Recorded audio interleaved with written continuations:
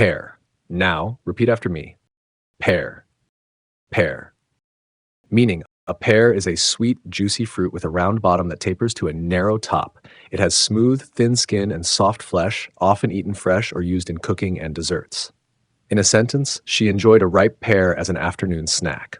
Here, pear refers to the fruit she ate. Let's try another example. The chef caramelized slices of pear to use as a topping for the cake. If you understand the word, comment below with your own sentence using pear.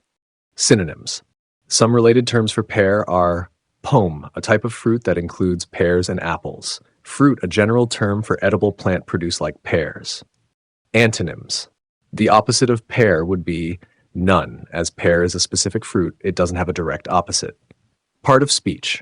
Pear is a noun referring to a type of sweet fruit with a unique shape.